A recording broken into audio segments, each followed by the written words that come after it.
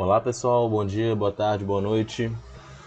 Vamos para mais uma aula aí de Mateco 2, aula de materiais poliméricos.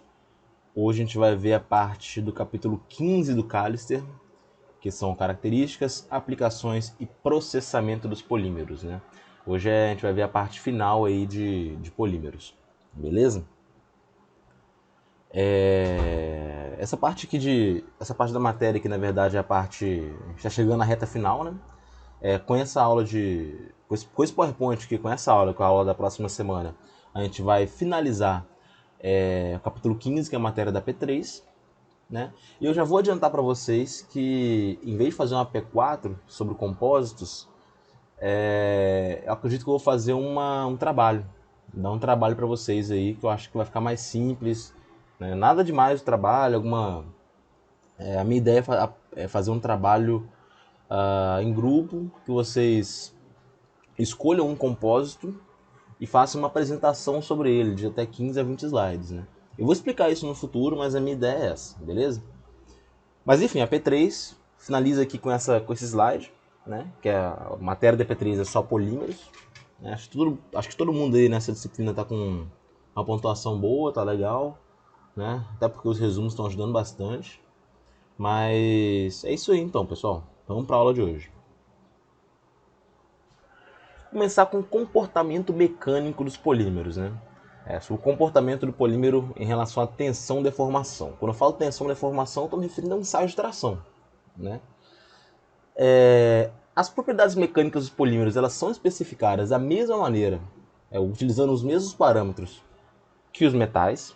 É claro que a gente tem algumas particularidades que a gente vai ver aqui, mas as propriedades mecânicas são especificadas de maneira muito similar. A gente vai ver rigidez, a gente vai ver limite de sensação, limite de tensão, limite de escoamento, né? São alguns parâmetros aí que a definição pode até mudar, mas a maneira que a gente especifica as propriedades mecânicas é muito similar. Para muitos materiais poliméricos, basta fazer um ensaio de tração para caracterizar alguma dessas propriedades mecânicas interessantes, né? Tendo em vista que a gente precisa fazer algumas adaptações no ensaio de tração, né? A gente sabe que o polímero, a maioria dos polímeros, né, pelo menos grande parte dos polímeros de engenharia, apresentam um regime elástico muito grande, né? Então, um ensaio de tração convencional requer algumas adaptações para fazer esse ensaio em polímeros, né? Porque o regime elástico é muito grande. Então, às vezes, eu tenho que aplicar uma tensão muito grande para ele começar a entrar no regime plástico. Se tiver regime plástico,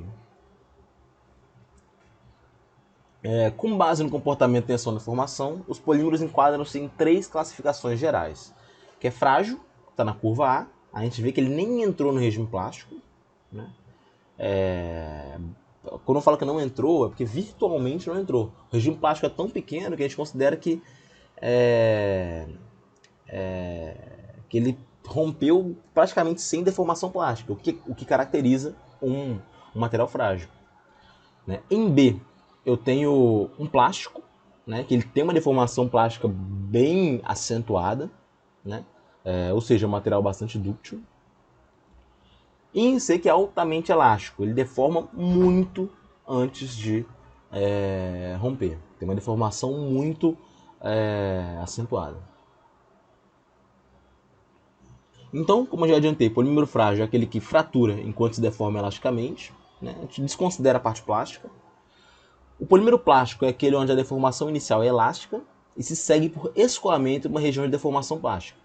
Similar aos metais, tem um comportamento muito similar ao dos metais, esse polímero plástico. Na curva C eu tenho uma deformação totalmente elástica, né? Curva C aqui está em verde. É o comportamento típico de borrachas, né? Que tem um regime elástico muito grande. Tem grandes deformações recuperáveis e produzidas sob baixos níveis de tensão. Os polímeros que têm esse comportamento mostrado na curva C são os elastômeros. A gente vai ver depois os tipos de polímeros com mais calma, né? Módulos de elasticidade, a rigidez e a ductilidade são determinados para os polímeros da mesma maneira que são determinados os metais. Para os polímeros plásticos, o limite de escoamento é tomado como valor máximo na curva que ocorre imediatamente após o término da região elástica linear. Então, a definição de limite de escoamento aqui é um pouco distinta, né? É o valor máximo da curva que é alcançado após o término da região elástica.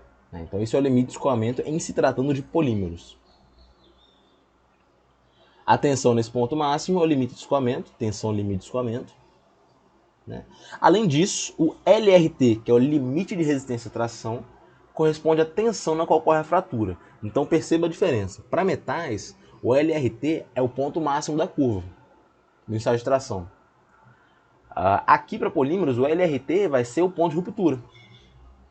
Beleza? Então tem essa distinção aí, isso é importante saber.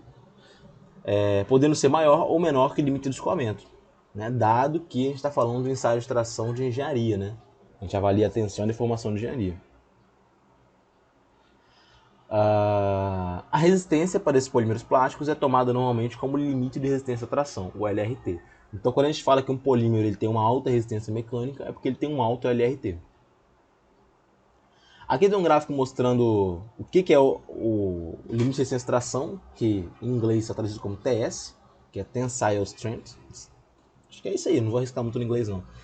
E eu tenho o sigma Y, que é o limite de escoamento. É porque o escoamento em inglês é yield, né? Yield stress. Então sempre que aparece o limite de escoamento aparece com um símbolo em Y. Como eu pego os gráficos do livro em inglês, as siglas são em inglês. Enfim, o ponto máximo depois da parte elástica é o limite de escoamento e o ponto de ruptura é o limite de resistência à tração. Beleza? Os polímeros eles não são nem tão resistentes nem tão rígidos quanto os metais, né? Porém, algumas características dos polímeros fazem com que esses materiais sejam muito utilizados em engenharia. Sua alta flexibilidade, baixa massa específica, resistência à corrosão destacada, né? Fazem com que esses materiais tenham muitas aplicações, né? Então, às vezes, no curso de engenharia, a gente pode focar muito nos metais e dá a impressão que o metal é o melhor material de todos, que a gente pode utilizar em qualquer aplicação. Só que não é bem assim. Como vocês já viram em cerâmicos e estão vendo em polímeros agora, esses materiais também têm muitas aplicações. Aplicações específicas, bem diferentes dos metais. Né? É claro que a gente fala mais dos metais porque é o carro-chefe aí dos materiais. Né? O aço, principalmente, as outras ligas não ferrosas. Mas os polímeros e os cerâmicos têm um espaço muito grande nisso. Tanto que a tendência para o futuro, né, nas últimas décadas, na verdade, o uso de metais era muito maior em relação ao uso de polímeros e cerâmicos e compósitos. Só que a tendência para o futuro é que eu tenha uma melhor distribuição entre metais, cerâmicos, polímeros e compósitos. Basicamente 25% cada um. Né? Porque cada material ele tem uma vasta gama de aplicação. Ainda mais quando a gente desenvolve novos materiais nesse sentido. Os polímeros têm a característica de ter suas propriedades mecânicas muito sensíveis a mudanças na temperatura e na taxa de deformação. Né? Ou seja, se eu mudo a temperatura ou mudo a taxa de deformação, as propriedades mecânicas são diferentes. Com o aumento da temperatura ou a diminuição da taxa de deformação, o módulo de elasticidade diminui, o limite de resistência à tração diminui e a ductilidade aumenta. Ou seja, aumento da temperatura, eu tenho esses efeitos. Diminui a taxa de deformação, eu tenho o mesmo efeito. Então, o aumento da temperatura é equivalente à redução na taxa de deformação, porque eles causam o mesmo efeito. Né? É redução na rigidez, redução do LRT e aumento da dutilidade. Aqui eu tenho um gráfico mostrando a influência da temperatura na curva tensão-deformação de um polímero, o polimetilmetacrilato, né? Tá escrito aqui na direita. Sempre coloco aqui eu coloco a legenda aqui para ter uma descrição do material, né? E mostra como é que é a evolução das características desse material a várias temperaturas diferentes. Né? A gente observa que a 4 graus Celsius ele é um material muito frágil. Né? E à medida que eu vou aumentando a temperatura, a ductilidade desse material aumenta. Como pode ser visto, como eu já adiantei aqui, né? Aumenta a temperatura, a ductilidade aumenta. porém o modo de elasticidade diminui e o LRT diminui. Beleza? A tensão que ocorre a ruptura é bem menor, nesse caso. Beleza? Então esses são os efeitos mostrados aqui no gráfico. Né? Agora vamos falar um pouco sobre deformação viscoelástica.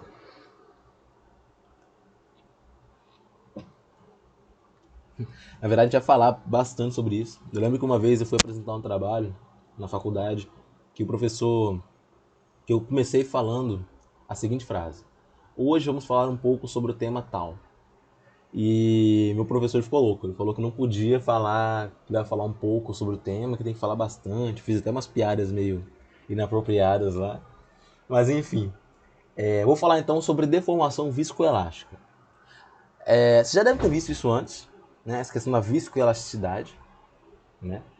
A gente sabe que um polímero amorfo ele pode se comportar como um vidro, que também é amorfo, quando está em temperaturas baixas, como um sólido com as características de uma borracha em temperaturas intermediárias, e como um líquido viscoso, conforme a temperatura é aumentada ainda mais. Então, o polímero amorfo pode ter essas características diferentes.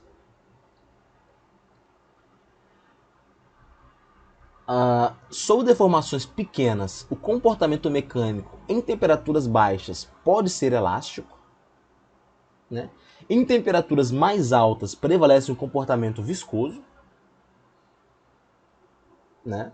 E em temperaturas intermediárias, o polímero é um sólido com características de borracha, exibindo características mecânicas que são combinação desses dois extremos. É o que a gente chama de viscoelasticidade. Então, em baixa temperatura, tem um comportamento que ele é mais elástico. Em alta temperatura, tem um comportamento que é mais viscoso. E no intermédio, na região intermediária, tem um comportamento que ele é viscoelástico. Que ele não chega a ter um comportamento elástico nem um comportamento viscoso. Beleza? Quando eu falo comportamento elástico, eu me refiro ao comportamento típico de um sólido. E quando eu digo comportamento viscoso, eu estou me referindo ao comportamento típico de um fluido, de um líquido. Né? Então, o comportamento viscoelástico é um comportamento que ele está no meio termo aí entre um comportamento viscoso e um comportamento elástico, como o próprio nome já diz. A deformação elástica ela é instantânea. Né? Então, essa é uma característica dos sólidos no geral. Né? Se eu aplico a tensão, ele deforma imediatamente, e quando eu tiro a tensão, essa deformação elástica ela é recuperada instantaneamente. Né? Ou seja, a deformação ela não depende do tempo. Né? Essa é uma característica dos sólidos que tem essa característica elástica. Né? Em contraste, que está escrito contraste, está errado. Para um comportamento totalmente viscoso, a deformação não é instantânea. Né? Então, assim, no comportamento elástico, a deformação elástica ela é instantânea. No comportamento totalmente viscoso, a deformação não é instantânea. O que acontece? Em resposta à aplicação de uma tensão, a deformação é retardada ou dependente do tempo. Né? Então a gente tem isso, a deformação ela vai depender do tempo. Então quando eu aplico a carga, ele pode até deformar instantaneamente. Mas quando eu retiro a carga, ele demora até voltar ao estado normal. Tem uma variação da dimensão com o tempo. A deformação ela é recuperada à medida que o tempo vai passando. Né? É dependente do tempo. Né? Além disso, essa deformação não é reversível ou completamente recuperada. É outra característica de um comportamento viscoso. O comportamento viscoelástico, que é intermediário, apresenta as seguintes características. Né? A imposição de uma tensão vai resultar numa deformação elástica instantânea, que é seguida por uma deformação viscosa. Então, eu tenho uma deformação elástica no momento e tenho uma deformação viscosa depois. Dependente do tempo, e constitui uma forma de anelasticidade. Anelasticidade é outra forma de dizer que a deformação é dependente do tempo. Então, aqui, essa imagem aqui ela é bastante importante, né, quando a gente fala de viscoelasticidade, porque ela mostra o comportamento de um sólido, de um material elástico, de um material viscoelástico e de um material viscoso. De vermelho aqui, em A, a gente tem a curva de carregamento. O que isso quer dizer? Que eu apliquei uma carga, mantive essa carga por um tempo e tirei a carga de uma vez só. Então tem essa característica de um retângulo aí. Em B, que está de azul aqui no canto superior direito, eu tenho um comportamento totalmente elástico. Com a aplicação da carga, eu deformo, eu mantenho a deformação enquanto a carga está aplicada, e quando eu tiro a carga, a deformação some. É um comportamento totalmente elástico. Em C, eu tenho um comportamento viscoelástico. Né? O que acontece com o comportamento viscoelástico? Eu aplico a carga, ele deforma. Só que à medida que a carga está aplicada constante, a deformação vai aumentando também. Né? Não linearmente, vai aumentando no formato de uma curva. Mesmo com a carga constante, a deformação vai aumentando. O material vai deformando com o tempo. E ele vai deformando até chegar a um ponto lá em cima. Quando ele está nesse ponto, eu tiro a carga. E quando eu tiro a carga, ele recupera imediatamente a parcela elástica. Só que aquela deformação que ele teve enquanto a carga estava constante, ela é recuperada vagarosamente. Né? E nem chega a recuperar tudo. Né? Como está escrito aqui. É que é a deformação viscosa. Então é o que está mostrado nesse gráfico verde aí. Que é a deformação, a resposta viscoelástica. E em D, de amarelo, no canto inferior direito, a gente tem uma resposta viscosa. Né? A viscose não tem recuperação nenhuma, não é um processo reversível. Eu aplico a carga, a deformação ela vai acontecendo à medida que o tempo vai passando, não é imediatamente, não tem nenhuma parcela que acontece imediatamente, instantaneamente. E quando eu retiro a carga, ele vai se manter deformado. Beleza? Então, esse material é um material viscoso. A gente pode observar, então, que o comportamento viscoelástico, como o próprio nome já diz, é uma composição entre um comportamento elástico e um comportamento viscoso. Um exemplo desse material viscoelástico, que eu achei até legal colocar aqui, é esse silly putty, ou gel bobo. Né? Que eu, particularmente, eu acho que eu nunca tive acesso, nunca vi isso aqui no Brasil. Né? Acho que é algo muito mais americano. É um gel que é composto de um material viscoelástico. Né? Esse gel ele é enrolado como uma bola e jogado contra uma superfície. Se ele for enrolado e jogado, ele vai quicar de forma elástica. Porque a taxa de deformação é muito alta. Se ele for todo enroladinho, como uma bola jogada contra uma superfície. Por outro lado, quando ele é tracionado com uma tensão gradual que cresce devagar, ou seja, com uma taxa de deformação menor, o material vai se alongar ou se escoar como se fosse um líquido. Então é basicamente o seguinte, é como se eu tivesse uma massinha, que eu consigo modelar ela com certa facilidade, se eu aplicar a tensão com minhas próprias mãos, gradualmente, crescentemente eu consigo modelar. Só que se eu fizer uma bola dessa massinha e jogar ela em cima do prédio, ela vai quicar. Né? Porque a taxa de deformação é diferente. Para esse outro materiais viscoelásticos, a taxa de deformação determina se a deformação ela é elástica ou viscosa. Quando a taxa de deformação, nesse caso, ela é baixa, a deformação vai ser viscosa. Quando a taxa de deformação ela é alta, vai ser elástica. Tanto que aqui eu coloquei um vídeo mostrando o funcionamento desse material. Né? Opa! Eu queria na verdade adiantar o vídeo. Né? Deixa eu ver se eu consigo mostrar aqui. Enfim, eu não consigo adiantar o vídeo aqui. Opa! Esse aqui é o gel bobo, que esse vídeo é bastante grande. É uma massinha que você consegue modelar com facilidade, só que se eu enrolar e jogar de uma altura grande, ela vai quicar, porque a taxa de deformação é muito maior. Né? Deixa eu tentar... aqui tá um pouco difícil de...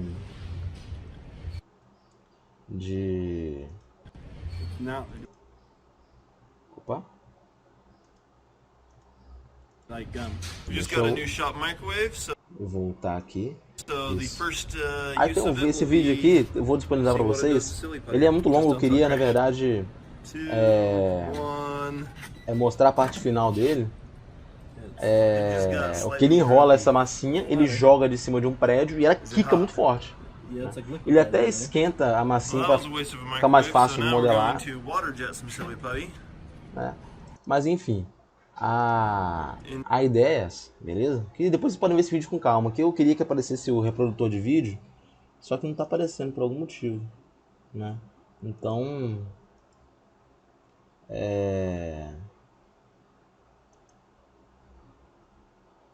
eu queria que mostrasse, mas não tá mostrando, então... Enfim, queria adiantar o vídeo, mas não tô conseguindo aqui. Vamos seguir adiante então. Eu vou disponibilizar esse arquivo aqui da aula, tanto em PDF quanto em PowerPoint, porque em PDF,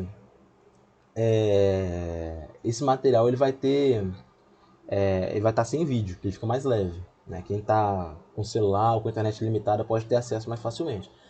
Quem está com internet boa e quiser baixar com vídeo, pode baixar o PowerPoint também. Então vou disponibilizar nos dois modos, beleza?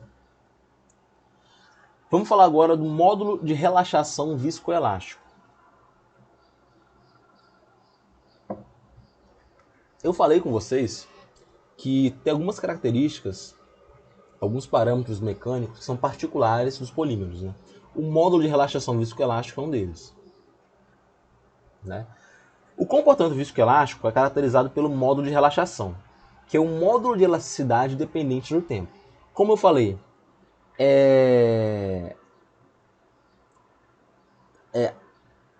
aqui a deformação é dependente do tempo. Então, consequentemente, o módulo de elasticidade vai depender do tempo, né? Se eu travo a deformação no valor específico, eu tenho que ver qual tensão qual o meu nível de tensão que eu vou ter que aplicar para manter aquela deformação, né? E aí a tensão vai variar com o tempo, né? Sigma T é a tensão dependente do tempo medida e ε0 é o nível de deformação mantido constante. Então aqui a gente mantém a deformação constante e avalia como a tensão varia com o tempo. Essa razão entre tensão e deformação vai ser meu módulo de elasticidade dependente do tempo, que pra gente aqui vai ser o módulo de relaxação, né? Como que a gente obtém o módulo de relaxação? A gente vai deformar uma amostra rapidamente em tração até um nível de deformação determinado e relativamente baixo. Ou seja, a gente pega uma deformação aí de 1%, né, do comprimento da amostra. A gente aplica uma tensão para manter aquele nível de deformação. A tensão necessária para manter essa deformação ela é medida em função do tempo. Porque como o comportamento é viscoelástico, o nível de tensão para manter aquela deformação ele vai ser variável. Vai haver uma relaxação ali, natural. Enquanto a temperatura é mantida constante, obviamente. A gente observa que a tensão diminui com o tempo em razão de processos de relaxação moleculares. Ou seja, às vezes eu aplico 10 megapascal, dando um exemplo, para manter uma deformação X. Com o tempo, eu vou ver que eu posso aplicar menos tensão para manter essa deformação, porque acontece a relaxação molecular dentro do polímero. A magnitude do módulo de relaxação é a função da temperatura. Então a temperatura tem um papel muito importante aqui. E para caracterizar mais completamente o comportamento viscoelástico de polímero, medidas de relaxação de tensão devem ser conduzidas isotermicamente em várias temperaturas. Para caracterizar o comportamento mecânico viscoelástico do polímero, a gente tem que fazer essa medida de relaxação em várias temperaturas, né? Aqui a gente vê que T7 é maior que T6, é maior que T5 e T1 é menor temperatura. Com a temperatura menor, eu tenho um maior módulo de relaxação, como vocês podem visualizar. Isso para o mesmo intervalo de tempo, né? A gente pode ver essa linha azul aqui.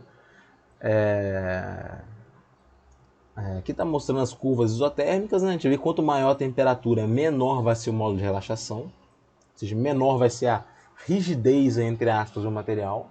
Até porque isso aqui é uma noção da rigidez. Ou seja, quando aumenta a temperatura, o material vai ficando menos rígido. O que é até intuitivo se a gente parar para pensar. As características principais nesse gráfico são que, primeiramente, a magnitude do módulo de relaxação diminui com o tempo, né, independente da temperatura, correspondendo a um decaimento de tensão, ou seja, como eu falei antes, para manter a tensão no nível X, primeiro eu preciso de uma tensão mais alta. Para manter a deformação em um nível X, primeiramente eu preciso de uma deformação mais alta. Com o passar do tempo, eu vou precisando de um nível menor de deformação. 2. As curvas deslocam-se para valores menores do modo de relaxação com o aumento da temperatura. Ou seja, como se a rigidez, entre aspas, é claro que isso não é rigidez, mas é um parâmetro análogo, ela reduz à medida que aumenta a temperatura, o que, como eu falei, é intuitivo. Agora a gente vai avaliar o módulo de relaxação com a temperatura para um polímero aqui. Aqui foi avaliado o modo de relaxação, né, por uma quantidade de tempo travada, de 10 segundos, né, em várias temperaturas. Né. Gravando esses resultados, dá para criar essa curva que está em vermelho aí. Essa curva ela é dividida em várias etapas. Né. Eu tenho a fase vítrea, a fase coriácea, a fase de borracha, a fase de escoamento borrachoso e a fase de escoamento viscoso. Aqui está em inglês, mas a ideia é a mesma. Né? No eixo vertical eu tenho modo de relaxação, né, para 10 segundos, ou seja, eu travei o tempo. Eu fiz vários ensaios para 10 segundos, né, em várias temperaturas, e fui medindo a modo de relaxação. Essa figura mostra o gráfico para o poliestireno amorfo, é um exemplo de polímero. Ele é atático, lembrando que atático é que tem aquela configuração mais sem um padrão, né? Diferentemente daquele sindiotático e do isotático ou isostático. Agora fugiu. Mas é alguma coisa nesse sentido. Né? T1 foi tomado arbitrariamente em 10 segundos. Né? 10 segundos, eu fiz tudo em 10 segundos para ter como criar essa curva. Porque se eu faço uma em 10, outra em 20, outra em 15, não tem um padrão. Né? Que eu tenho um padrão de 10 segundos. Meço o modo de relaxação para 10 segundos em várias temperaturas. Então vamos falar agora das etapas aí, né? Primeiramente, na temperatura mais baixa, a gente tem o que a gente chama de região vítrea, né? Onde o material ele é rígido e frágil. Né? Ele tem um alto modo de relaxação, que indica que ele é muito rígido, e ele vai ser frágil também.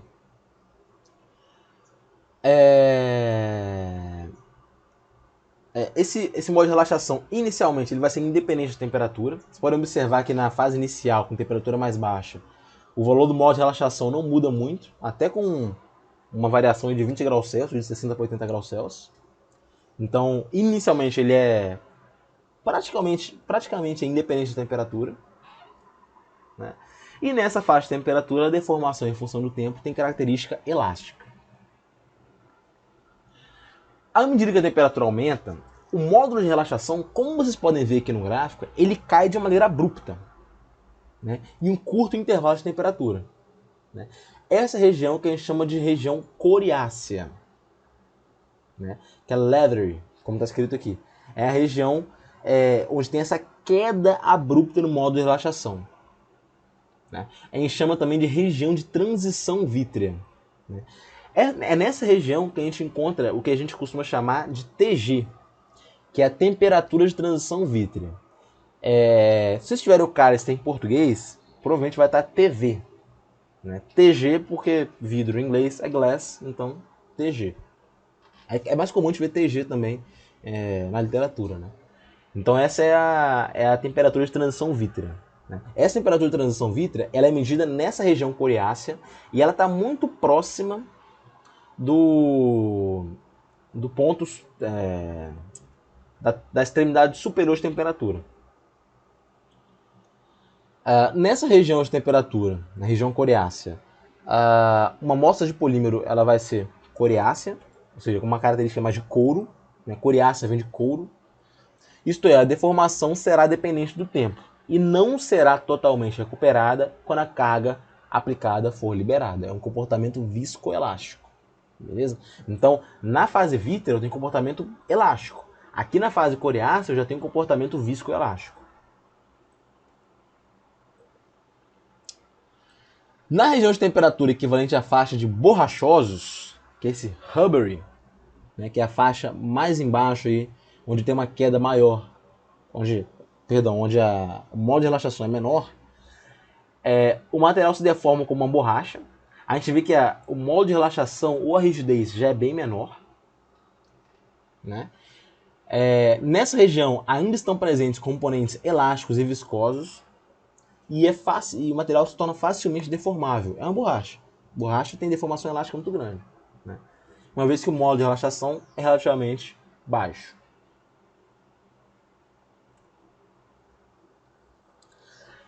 As duas regiões finais, né, que têm temperaturas mais altas, né, é do escoamento borrachoso e do escoamento viscoso. No aquecimento com essas temperaturas mais altas, o material vai apresentar uma transição gradual de um estado similar ao de uma borracha mole para um líquido viscoso, né? É como se o material ele fosse se fundindo devagarzinho. Entenderam? Do ponto de vista molecular, a alta temperatura, lembrando, a temperatura é o grau de agitação das moléculas. Em alta temperatura, as moléculas estão muito agitadas, né? Se elas estão agitadas, elas estão se movendo muito. Então, o movimento das cadeias se intensifica de uma forma tão grande que no escoamento viscoso, os segmentos de cadeia apresentam movimentos vibracionais e rotacionais bastante independentes uns dos outros, começando a tomar um formato de líquido, onde a estrutura molecular ela é mais desorganizada. Nessas temperaturas, toda deformação ela é inteiramente viscosa. E, essencialmente, não há qualquer comportamento elástico. Beleza? Então, a temperaturas baixas tem um comportamento mais elástico. Temperaturas intermediárias tem um comportamento aí, viscoelástico.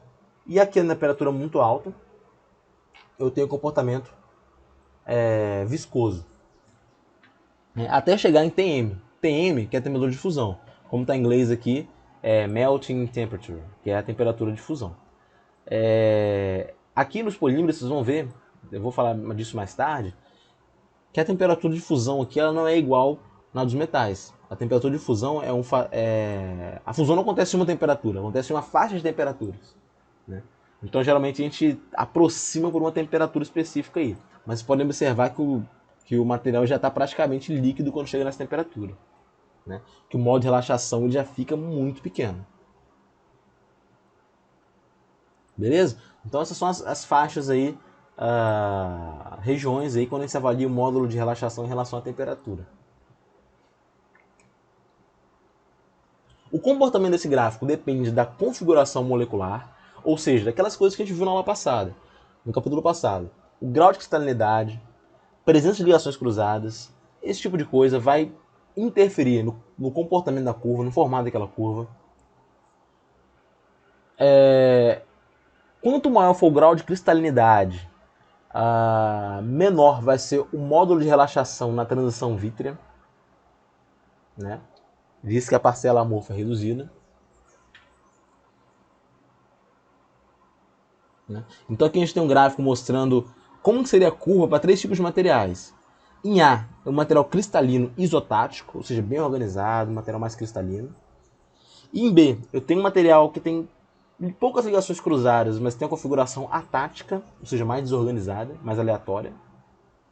E em C, eu tenho um material totalmente amorfo. Né? A curva aqui de vermelho, isso para o poliestireno. A curva de vermelho é um material totalmente amorfo, que é similar ao que a gente viu antes. Né? O material semicristalino, eu diria assim, que é o B, ele tem a curva nesse formato aqui. Né? O modo de relaxação ele não chega a ficar num valor muito baixo. Em A, que eu tenho uma curva de material cristalino, eu sei que que a curva tem esse formato como está em verde aqui. Né? Qual a principal diferença aí de uma curva para outra? Em em C, na transição vítrea, o modo de relaxação tem uma queda mais abrupta. Ou seja, quando o material é amorfo, o modo de relaxação cai mais abruptamente. Quando o material é cristalino, essa queda ela acontece de maneira mais gradual, com aumento de temperatura. Né? Tanto que, para chegar em 10 a menos 1 de modo de relaxação, 10 a menos 1 megapascal, o material C ele já chega em coisa de 160 graus Celsius. O material A, que é cristalino, vai chegar em 240. Beleza? Então, esses são exemplos de como se comportam materiais cristalinos, semicristalinos e amorfos em relação à temperatura, em relação ao modo de relaxação também. Outro problema interessante que a gente pode observar nos polímeros é a fluência viscoelástica.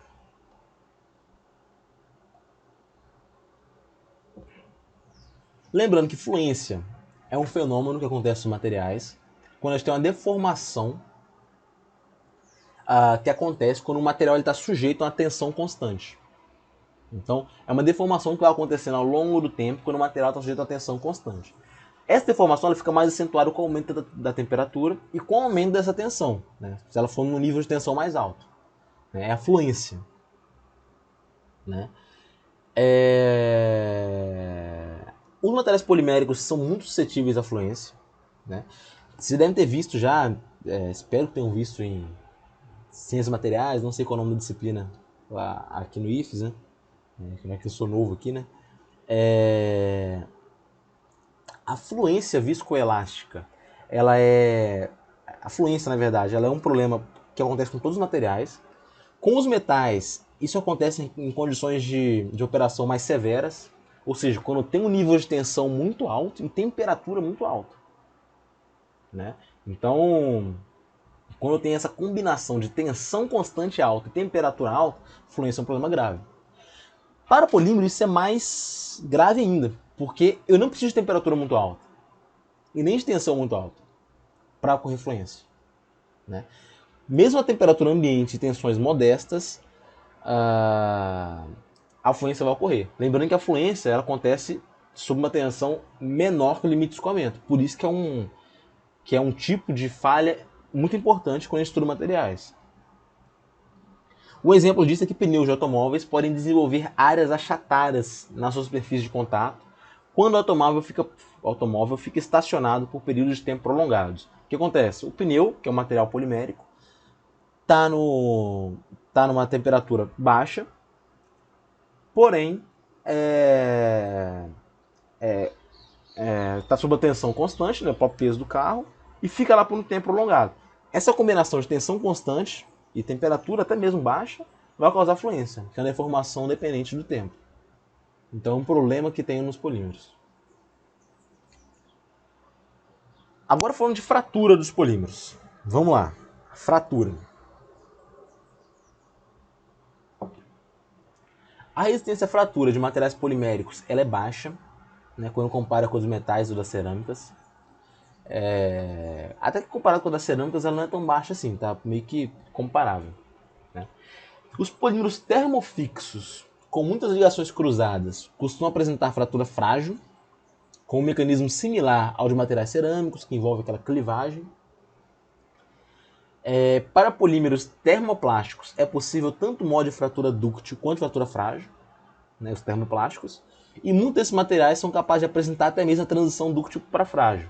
Transição dúctil-frágil, vocês já devem ter visto milhares de vezes, quando o material que ele é dúctil a temperatura ambiente ele se torna frágil quando a baixa temperatura.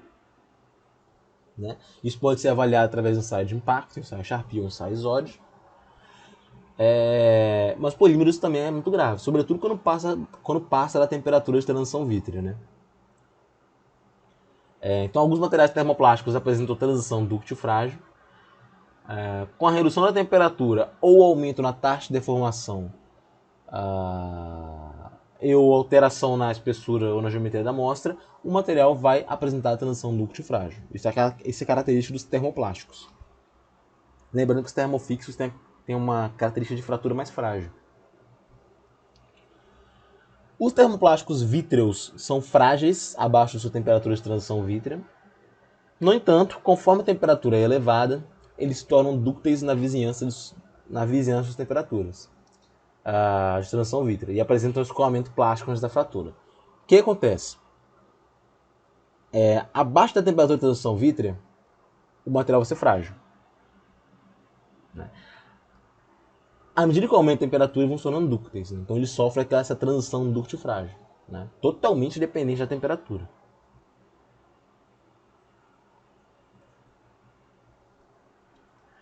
Em alguns termoplásticos, o processo de formação de trincas pode ser precedido por fibrilação.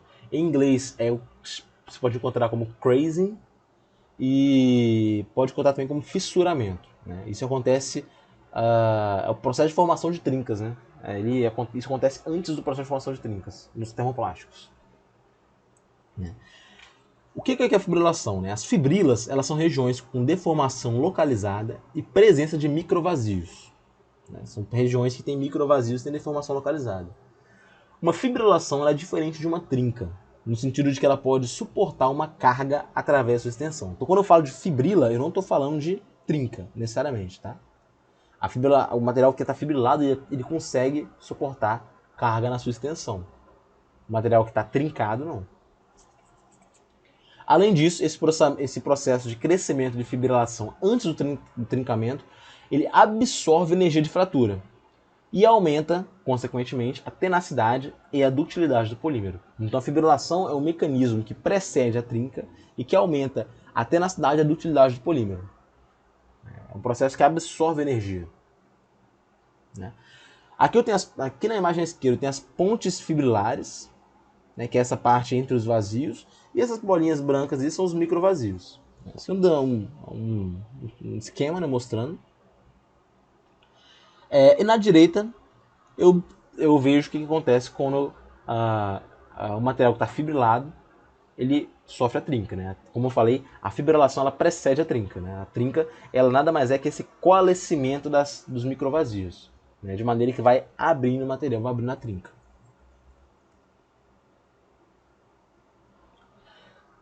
Nos polímeros vítreos, as trincas propagam-se com pequena formação de fibrilação, né? O que resulta em baixa tenacidade, ou seja, em um material que apresenta fratura frágil, né? Aqui tem uma micrografia mostrando isso, em um polifenileno óxido, enfim, tentei traduzir aqui, mas não ficou legal essa tradução não.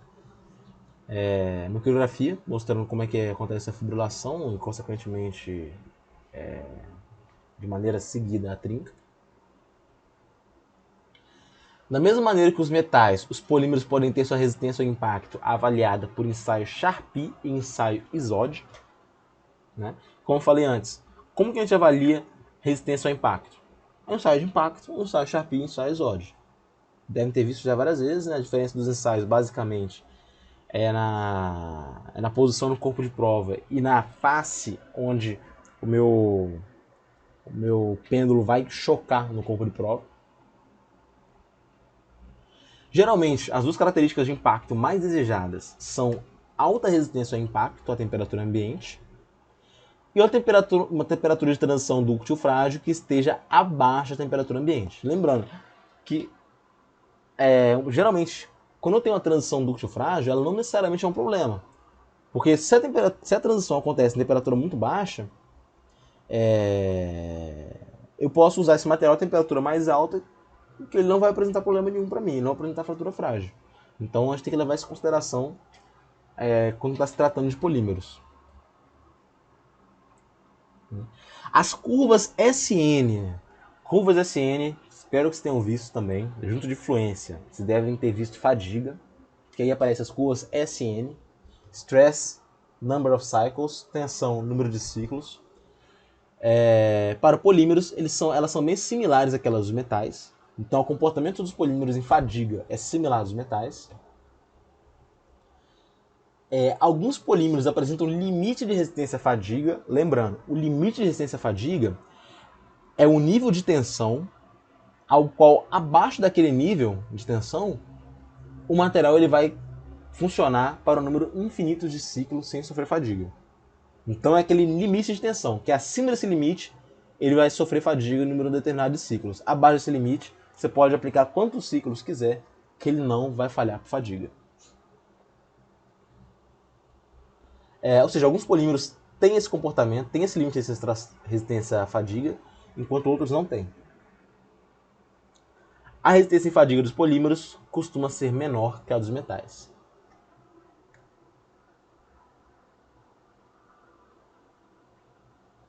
Gente, quando eu dou uma pausa assim, eu tenho que tomar uma água para molhar a palavra, né? Deformação em polímeros semicristalinos. Vamos lá. Muitos polímeros semicristalinos apresentam estrutura esferulítica, como visto na aula passada, né? Para fins de revisão, lembrando, a esferolita ela consiste em numerosas fitas com cadeias dobradas ou lamelas que irradiam para fora do centro. Né? Separando essas lamelas, existem áreas de material amorfo, né? Lembrando que essas lamelas vão ter material cristalino, né? Então é uma composição de material cristalino e amorfo, alternadamente. Separando essas lamelas em áreas de material amorfo, as lamelas adjacentes são conectadas por meio de cadeias de ligação que atravessam as regiões amorfas.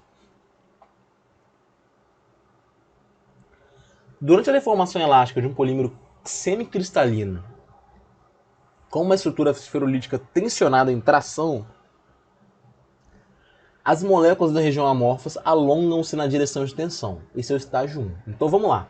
Suponho que eu tenho um material que tem uma estrutura esferolítica, um material polimérico, né, semicristalino, né, sofrendo deformação elástica. Sofrendo deformação, sendo tensionado em tração, sendo tracionado. A primeira etapa desse processo de deformação é o alongamento da região amorfa. Como está mostrado nessa imagem aqui. Ó. De A para B, eu tenho... Você pode observar que essa parte que está meio parecendo uns fios soltos é a parte amorfa. É a parte que parece um bloquinho, é a parte cristalina. Você pode observar que nesse estágio 1, como está mostrado aqui na imagem, eu tenho esse alongamento da parte amorfa na direção de tração, na direção vertical aqui no caso. A continuação da deformação no estágio 2 ocorre por mudança, tanto na região amorfa quanto na região cristalina. As cadeias amorfas continuam a alinhar-se e ficam alongadas. Vai tendendo a ter um alinhamento ali nas cadeias amorfas. Além disso, há dobramento e estiramento das ligações covalentes fortes na cadeia no interior dos cristálitos lamelares, ou seja, no interior daquela parte cristalina. Isso leva a um ligeiro e irreversível aumento na espessura da parte cristalina, como mostrado na imagem. Aqui no estágio 2, o que acontece? A parte amorfa vai continuar se esticando, se alongando na direção de tração, ao passo que a parte cristalina ela vai sofrer um alongamento também.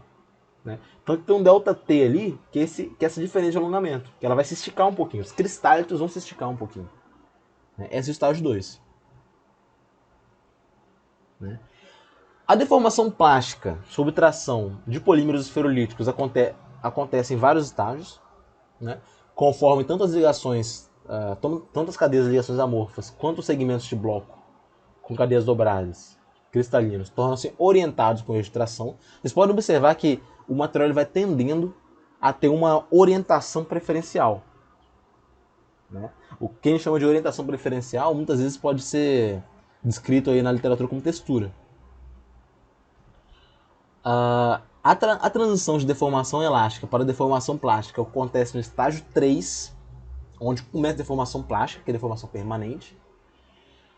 Durante esse estágio, as cadeias adjacentes nas lamelas deslizam umas em relação às outras. As cadeias adjacentes vão deslizar umas em relação às outras. Isso resulta em uma inclinação das lamelas. O que acontece é isso aqui. As lamelas, podem observar que nesse estágio 3, elas vão tendendo a ficar mais verticais, mais orientadas no sentido do esforço de tração. Ao passo que isso também acontece na região amorfa. E no estágio 4, segmentos de blocos cristalinos separam-se das lamelas, permanecendo presos uns aos outros pelas cadeias de ligação. Então a parte cristalina ela vai se separando, em vários pedaços. Como está mostrado no estágio 4 aqui. A parte que é um bloquinho ela vai se separando em vários pedaços, todos tendendo a se alongar na direção de tração. E no estágio 5, eu já adianto, esses blocos ficam totalmente na direção de tração, as ligações, a parte amorfa do material vai se tornando mais alongada na direção de tração também. Os blocos das cadeias de ligação ficam orientados na direção do eixo de tração. Desse modo, uma deformação por tração apreciável de polímeros semicristalinos produz uma estrutura altamente orientada. Então, podem observar, Ó, a imagem como que era no início, a estrutura esferolítica, parte amorfo, parte cristalina, e como ficou no final, depois do estágio 5. Então, esse processo aqui, ele cria uma estrutura muito orientada em uma direção específica, né? Esse processo aqui, ele também pode ser chamado de estiramento. Ele é usado com frequência para melhorar as propriedades mecânicas de fibras e filmes poliméricos. Então, a própria deformação do material, ele faz com que o material polimérico, faz com que o material tome uma orientação preferencial. E essa orientação preferencial faz com que aumente a resistência mecânica. Então vamos lá, vocês já viram isso antes.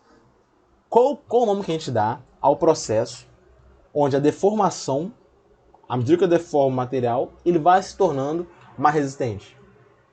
Nos metais isso é o encruamento. Então esse processo de estiramento é um processo análogo ao encruamento. Né? O estiramento ele é usado com frequência para melhorar as propriedades mecânicas de fibras e filmes poliméricos.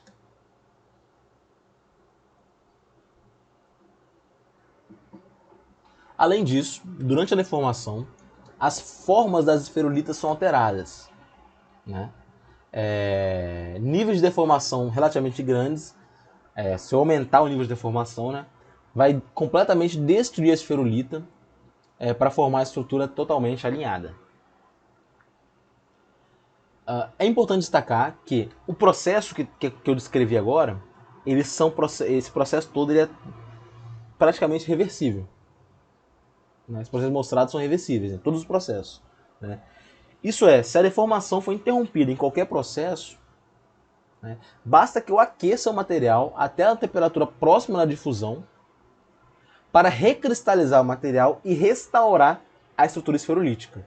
Então, basta eu aquecer o material até a temperatura alta, próxima da difusão, que ele vai retornar para o ponto inicial, independentemente do estado deformado que estava antes. Né? Então, como eu falei, a deformação, o mecanismo de deformação, ele é similar ao encruamento. Né? É o estiramento aqui pra gente. Então, quando eu faço tratamento térmico, esse efeito do encruamento do estiramento no caso, ele some. Aí eu te pergunto, qual o tratamento térmico que é capaz de remover os efeitos do trabalho a frio? É um recozimento. Né? Então, aqui é um tipo de recozimento que acontece. Né? Esse tipo de tratamento térmico que a gente utiliza para restaurar a estrutura esferolítica é um tipo de recozimento.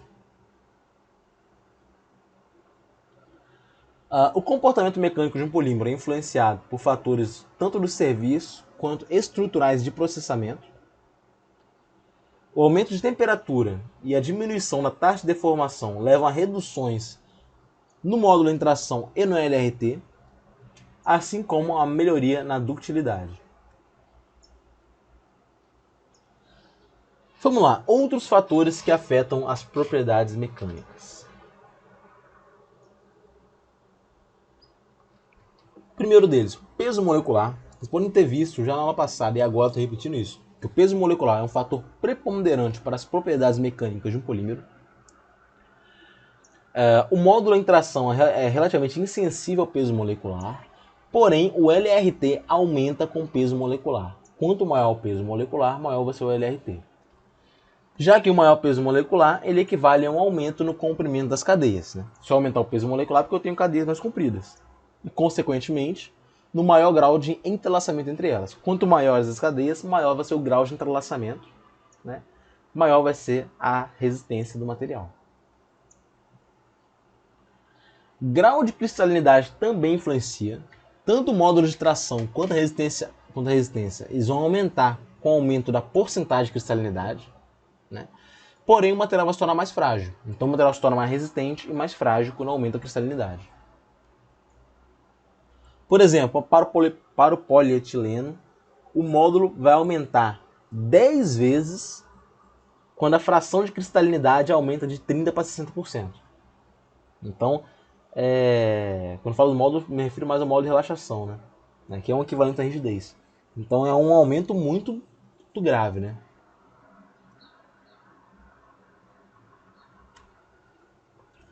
Aqui eu tenho a influência do grau de cristalinidade e do peso molecular nas características físicas do polietileno. Vocês podem observar que maior o grau de cristalinidade, eu vou ter as ceras mais frágeis, né? Eu vou ter os plásticos mais duros, então maior cristalinidade, material mais duro e mais frágil. E maior peso molecular, eu vou ter material mais duro, né? Mais resistente também. Aqui só para mostrar aí tem alguns tipos diferentes, né? Líquidos, ceras macias, ceras tenazes, ceras frágeis, plásticos duros, plásticos macios, enfim. Para a deformação por estiramento, a dureza e a resistência são melhoradas pela deformação permanente do polímero em tração, né? Então, como eu falei, o estiramento, que eu mostrei como é que funciona antes, ele me dá um aumento de resistência e de dureza. Como eu falei, o estiramento ele é um análogo do encruamento para os metais. O estiramento é uma técnica importante de endurecimento e aumento de resistência, empregado na produção de fibras de filmes. E o tratamento térmico, que eu falei que é análogo ao recozimento, aqui ele chega até a chamar de recozimento, né? O tratamento térmico de polímeros não estirados e semicristalinos leva a um aumento na dureza e na resistência. Então o recozimento ele aumenta a dureza e a resistência, só que reduz a ductilidade. Nesse caso, o recozimento aqui ele é o contrário do recozimento dos metais. Que nos metais, lembrando, ele aumenta a ductilidade e diminui a dureza e resistência. Aqui é o contrário, aqui eu tenho um aumento de dureza e de resistência em detrimento de uma redução de dutilidade. Esse tratamento também pode levar a um aumento no grau de cristalinidade e no tamanho e perfeição dos cristálitos, assim como modificações na estrutura esferolítica. É recozimento, beleza? Recozimento para polímeros tem essa definição. Deformação em elastômeros. Elastômeros são aqueles materiais que eu posso chamar de borracha, praticamente. É possível obter grandes alongamentos elásticos para os materiais elastoméricos, que são amorfos e levemente dotados de ligações cruzadas. Ligações cruzadas altamente torcidas, dobradas, espiraladas. A deformação corresponde ao desdobramento e ao desenovelamento das cadeias. Então o que acontece? Como eu tenho muita ligação cruzada, quando eu estou deformando o material, essas ligações cruzadas elas vão se esticando. Né? Elas vão se desdobrando, se desenovelando, esticando, quando eu aplico uma tensão. É basicamente isso. Aqui em A, na esquerda, eu tenho um material todo cheio de ligações cruzadas. Quando eu aplico a tensão, essas ligações vão se esticando. Como elas são todas cruzadas ali, quando eu estico, eu consigo ter uma grande deformação, até eu realmente esticar todas as ligações.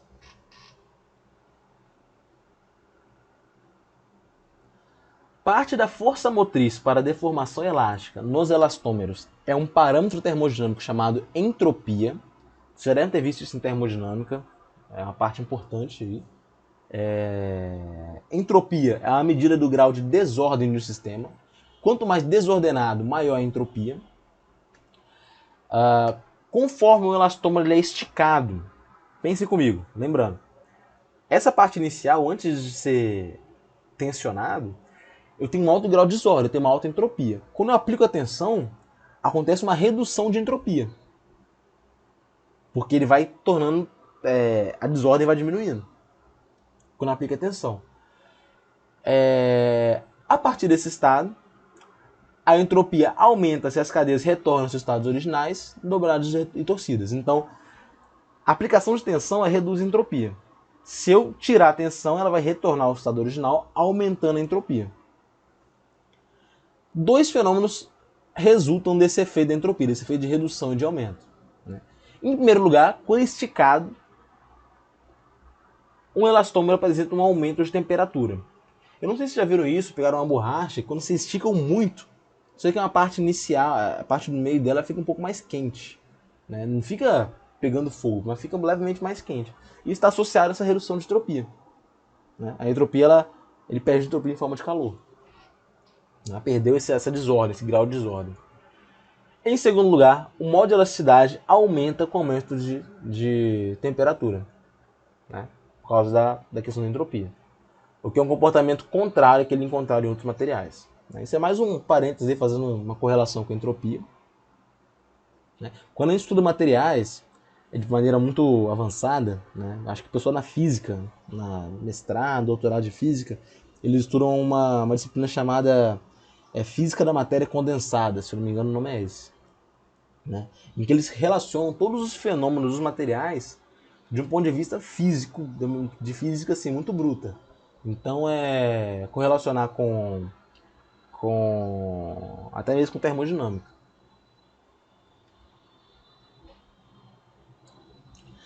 Para os elastômeros, a formação de ligações cruzadas é obtida com frequência durante um processo de vulcanização.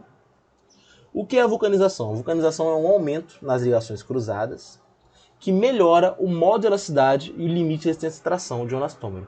Isso aqui é bastante interessante, porque muitas vezes a gente vai comprar alguma coisa, por exemplo, eu gosto de jogar futebol, de vez em quando eu tenho que comprar bola para as peladas que eu jogo. Né? E às vezes o vendedor chega falando, olha, essa bola aqui ela é melhor porque ela foi vulcanizada. E então a gente pensa, pô, o que é vulcanizar? Né? Vulcanização para um polímero é um aumento das ligações cruzadas para aumentar o modo de elasticidade e o LRT de um elastômero. É simplesmente isso. Né? Então, a vulcanização é isso. Né?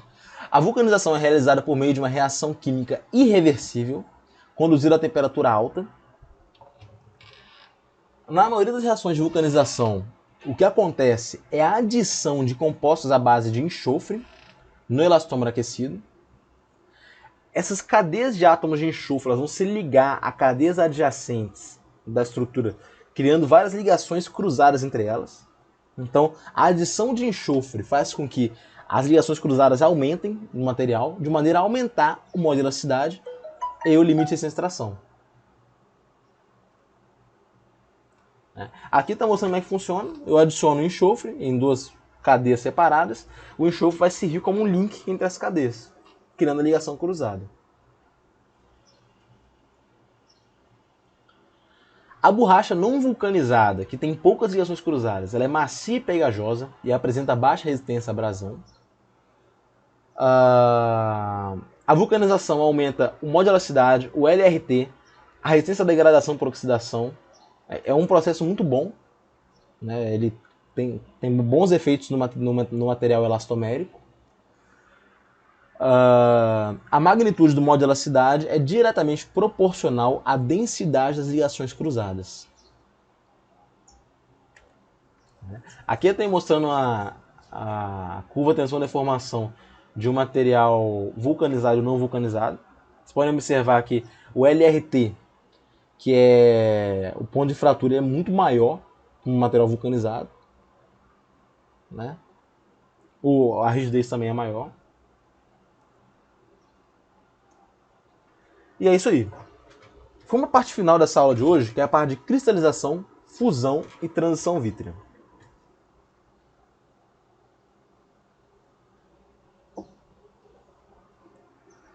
Cristalização. Durante a cristalização de um polímero, aliás, antes de começar lendo e falando em paralelo, vamos pensar o seguinte, como falei, o polímero ele é um material que ele pode ser amorfo e pode ser cristalino, mas na maioria das vezes ele é semicristalino. Né? Nunca vai ter um polímero que ele é 100% cristalino. Né? Ele vai ser sempre, na prática, semicristalino. Mas muitas vezes ele é tão cristalino, tem um grau de cristalinidade tão alto, que a gente considera ele como totalmente cristalino. E quando eu falo que o polímero é muito cristalino, você tem que associar isso, ele tem uma característica mais de sólido. Ao passo que um material pouco cristalino é um material que tem uma característica mais amorfa, mais de líquido, mais desorganizado. Então vamos lá. Aqui que é cristalização? É eu pegar as moléculas que estão com orientação aleatória e transformar em cristálitos com cadeias dobradas, apresentando estruturas moleculares ordenadas e alinhadas. Né? É eu tornar o material um cristal. Para os polímeros, no resfriamento pela temperatura de fusão, vão se formar núcleos. nos pontos em que pequenas regiões de moléculas embaraçadas e aleatórias tornam-se ordenadas e alinhadas. É como se eu tivesse pequenos núcleos de um material cristalino, né? E após a nucleação eu tenho crescimento, né? Durante o estágio de crescimento, os núcleos vão crescendo pela continuação da ordenação e do alinhamento de novos segmentos de cadeias moleculares. As cadeias dobradas permanecem com a mesma espessura, mas aumentam em sua dimensão lateral. Ou no caso de estrutura esferulítica, existe o aumento no raio da esferulita. Como eu falei, para qualquer polímero é impossível obter 100% de cristalinidade. Portanto, nessa imagem ao lado aqui, o eixo vertical está numa escala que é uma fração cristalizada normalizada, né? Aqui a gente pode observar como que varia o processo de cristalização acontece ao longo do tempo para o tratamento de cristalização. Um valor de 1 nessa fração cristalizada corresponde ao nível de cristalização mais elevado que é obtido durante os ensaios, o que na realidade é menor do que uma cristalização completa. Como eu falei antes, não tem material polimérico totalmente cristalino. A cristalização é bem simples, é o processo de formação do cristal. A fusão das regiões cristalinas de um polímero corresponde à transformação de um material sólido, com estrutura ordenada, de cadeias alinhadas, em um líquido viscoso, cuja estrutura é altamente aleatória. Então a fusão ela pega o material cristalino e transforma em material amorfo gradualmente, né? Tem algumas características que são específicas da fusão dos polímeros e que normalmente não são observadas nos metais e nas cerâmicas. Essas características são consequência das estruturas moleculares dos polímeros e da sua morfologia cristalina lamelar. Então, a estrutura molecular do polímero causa umas características diferentes em se tratando da fusão desses materiais. A primeira característica que eu já adiantei anteriormente é que a fusão dos polímeros ela acontece ao longo de uma faixa de temperaturas, né? Além disso, o comportamento do processo de fusão depende do histórico da amostra, depende da temperatura, particularmente, da temperatura no qual ela foi cristalizada.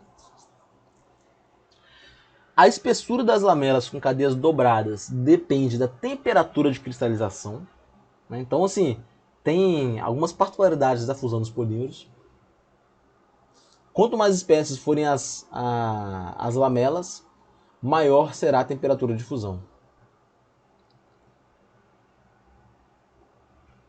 Finalmente, o comportamento aparente de fusão é uma função da taxa de aquecimento.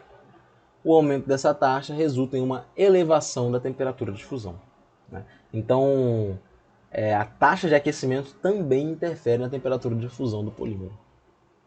Então é um processo muito mais cri-cri do que o processo em metais. Metais é muito simples. Chegou a temperatura de fusão, funde. Pronto. Aqui é um processo muito mais cri-cri por causa das características moleculares dos polímeros. Né? Transição vítrea. Eu já falei da transição vítrea anteriormente. A transição vítrea é uma característica muito importante dos polímeros, né? A transição vítrea acontece nas regiões amorfas dos polímeros. No resfriamento, né, esse fenômeno corresponde à transformação gradual de um líquido em um material borrachoso e finalmente um sólido rígido. Então, é como se tivesse um material borrachoso transformando num sólido rígido. Com a redução de temperatura, existe uma redução no movimento de grandes segmentos das cadeias moleculares.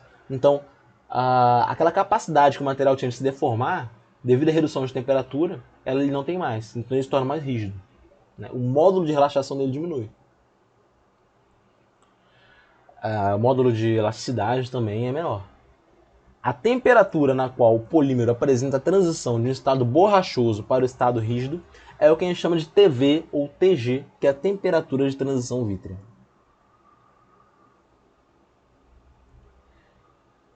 A temperatura de transição vítrea e de fusão, elas podem ser determinadas a partir de gráfico que relaciona o volume específico em função da temperatura. né? Então eu posso determinar as duas temperaturas a partir desses gráficos.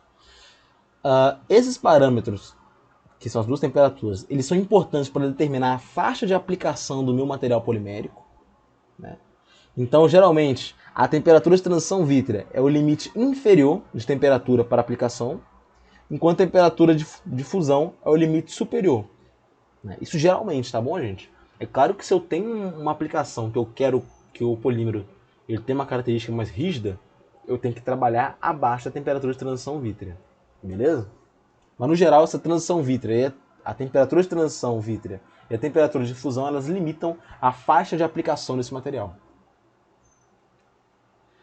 Aqui eu tenho um gráfico mostrando o volume específico pela temperatura, né? Desde o resfriamento em líquido fundido para todo. Então eu tenho esses três casos aí, que é o caso totalmente amorfo, que é o caso de um vidro, né? A gente pode observar que a transição ela é bem gradual, né? Essa transição entre o ponto de fusão e o ponto de transição vítrea ela é bem gradual, né? Em B eu tenho um sólido semicristalino e em C um material totalmente sólido. O material totalmente sólido, vocês podem observar, um sólido cristalino, né, que quando ele chega na temperatura de fusão, ele já vai para o líquido.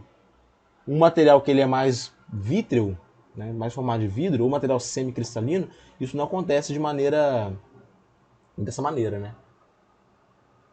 Aqui, lembrando, aqui no gráfico anterior, eu citei uma temperatura de fusão. A gente sabe que a fusão acontece numa faixa de temperaturas. Que eu tenho as temperaturas de transição vítrea e de fusão para vários materiais poliméricos. Então, vocês podem observar aí, é só um exemplo mostrando como é que varia isso. Vocês podem observar que a temperatura de fusão para a maioria dos materiais poliméricos é baixa. Então, baixa que eu digo na ordem de 200 a 300 graus Celsius, o que para a indústria, né, não é alto, né? Vamos lá, fatores que influenciam temperatura de fusão e temperatura de transição vítrea. A magnitude das temperaturas aumentam com o aumento da rigidez da cadeia. Quando eu falo da rigidez da cadeia, eu não estou falando do modo de elasticidade, eu estou falando da facilidade com a qual vai acontecer rotação ao redor das ligações. Eu falei disso naquele capítulo 14. A rigidez é aumentada pela presença na cadeia de ligações duplas e grupos laterais que sejam volumosos ou polares. Então essas coisas aumentam a rigidez da cadeia. Pesos moleculares baixos. Para pesos moleculares baixos, TF e TV aumentam com o aumento do peso molecular. Então, quando a cadeia aumenta, eu tenho um aumento de TF e de TV. Né? Aqui eu tenho a dependência de um polímero, das propriedades de um polímero, bem como a temperatura de fusão e de transição vítrea para vários tipos de materiais. Né? Aqui eu tenho um líquido móvel, eu tenho um sólido cristalino embaixo, eu tenho um plástico parcialmente cristalino, eu tenho um plástico duro, borracha e líquido viscoso. Eu vejo como varia a temperatura de fusão e a temperatura de transição vítrea para esses materiais. Né? Vocês podem observar que essas temperaturas elas variam bastante.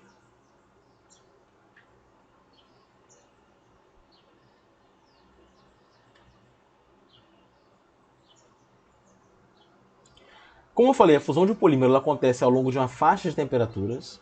Dessa forma, não tem uma temperatura de fusão. Eu tenho uma faixa de valores. Né? E isso acontece porque cada polímero ele é composto por moléculas com pesos moleculares muito diferentes. Então, a fusão ela não acontece de maneira homogênea, ela é um fenômeno heterogêneo. Né? E aí você sabe que a temperatura de fusão vai depender do peso molecular. Então, cada parte do polímero ele funde de maneira diferente de acordo com o seu peso molecular. Né? Então, a fusão acontece ao longo de uma faixa de temperaturas, né? Que pode ser da ordem de vários graus Celsius. Graus centígrados aí, né? Como ele colocou. As temperaturas de fusão citadas na tabela anterior estão próximas às extremidades superiores mostradas. Né? Aqui eu cortei no slide, mas é basicamente isso. Então vamos supor que a fusão pode acontecer de 150 até 170 graus Celsius. Geralmente em tabela eu falo que a temperatura de fusão do material é 170 graus Celsius. Mas tem que saber que ela vai começar um pouco antes.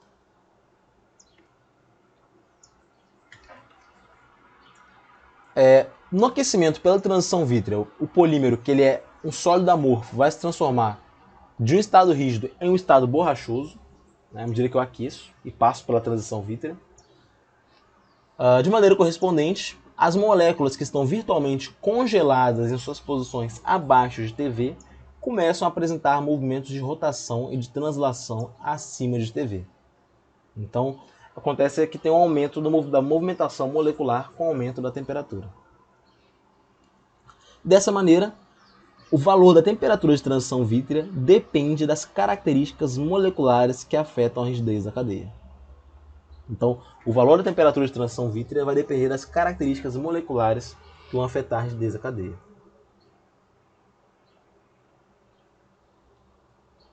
Né? Quando eu falo de características moleculares, estou falando do grau da quantidade de ligações duplas, da quantidade de grupos laterais grandes, grupos laterais polares, de ligações cruzadas, ligações mais complexas, né, estados mais aleatórios. Isso tudo afeta a rigidez da cadeia. E eu vou parar por aqui essa primeira aula. Eu acho que eu falei até um pouco mais do que eu planejava para a primeira aula, que eu queria dividir o slide igualmente. Mas é isso aí. Na próxima semana, na verdade eu vou postar tudo junto, mas na próxima semana a gente dá continuidade à matéria, beleza? Tenham uma boa semana. Até a próxima, pessoal.